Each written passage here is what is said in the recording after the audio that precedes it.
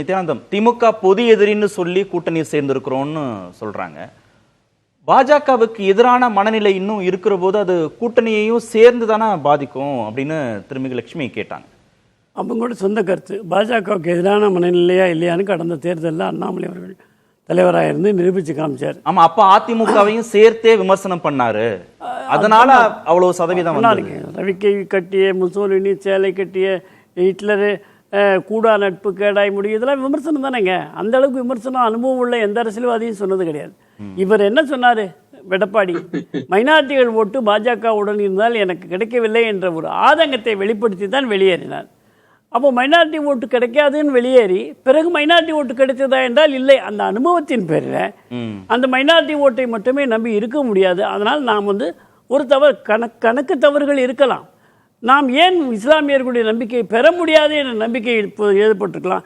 அதனால கூட்டணி எடுத்துக்கலாம். கடந்த சுற்றிலேயே நான் சொல்ல வந்தது பாதியிலே அதிமுக முடிவுக்கு வந்ததாக செயற்குழு தீர்மானம் சொல்லல. அவங்களுக்கு நம்பிக்கை இருக்கு. நம்மளால திடீர்னு பாஜகவோட எப்படி இங்க கூட்டு சேர முடியும்? அவ்வளவு அழுத்தமா எப்போதுமே கிடையாதுங்கிறவரு. அதோட அர்த்தம் அதுதானே. எல்லாத்தையும் வெளிப்படையா சொல்ல முடியாது. நான் கடந்த சுற்றுல சொல்லும் போது பாதியிலேயே நீங்க நிறுத்திட்டீங்க. மோடி அவர்களை ஏற்றுக்கொள்கிறவர்கள் மட்டுமே என்டிஏக்கு வர வேண்டும் என்று சொன்னவர்கள், பாசிட்டிவ் ஓட்டு மட்டுமே கேட்டு ஆட்சிக்கு வந்த பாஜக, அதாவது தேசிய ஜனநாயக கூட்டணி, இன்றைக்கு தமிழகத்திலே நெகட்டிவ் ஓட்டு கேட்டுக்கொண்டிருக்கிறது. திமுக ஒழிக்கப்பட வேண்டும் என்று சொல்லி இதற்கு பாதை அமைத்து கொடுத்தவர் யார் தெரியுங்களா? எரும மாட்டை தூக்கிட்டு போயிடுவாங்கிறது பாசிட்டிவ். ஆமாங்க, இந்த நெகட்டிவ்க்கு பாதை போட்டு கொடுத்தது யாருன்னு சொன்னா ஸ்டாலின் அவர்களும் ராகுல் அவர்களும். யார் வர வேண்டும் என்பதல்ல, யார் வரக்கூடாது என்பதற்கான பாராளுமன்ற தேர்தல் சொன்னாங்க.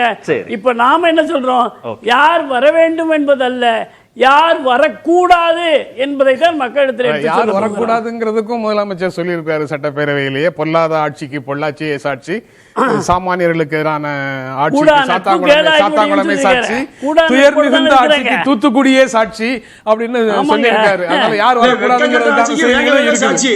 சார், வெக்கங்கட்ட ஆட்சிக்கு வேங்க வேலை சாட்சி, வெக்கங்கட்ட ஆட்சிக்கு வேங்க வேலை சாட்சி. அண்ணா லட்சுமி மேடம் ஒரு செகண்ட் கேட்டாங்க, நான் கொடுத்துறேன், நிறைவு செஞ்சிரும் நிகழ்ச்சி. இல்ல, இந்த டேட்டா நீங்க கொடுத்ததுதான் அதே தமிழ்நாடு போலீஸ் என்சிஆர்பி எஸ்சிஆர்பி கொடுத்த டேட்டா தான் இது. 2019 1745 கொலைகள். அப்போ எடப்பாடி பழனிசாமி தலைமையில் அதிமுக ஆட்சி. 2020 1661 கொலைகள். 2021 1686 கொலைகள். 2022 1690 கொலைகள். 2023 1598. 2024 1489. அப்ப 2019க்கும் 2024க்கும் பெரிய வித்தியாசம் இருக்கு. கூட்டினாதான் 7000 வருது. ஒருவேளை மணிகண்டன் நன்றி மணிகண்டன். இல்ல நேரம் இல்ல, ரொம்ப நேரம் கடந்துட்டோம், செய்திக்கு ரொம்ப நேரம் கடந்துட்டோம். நன்றி.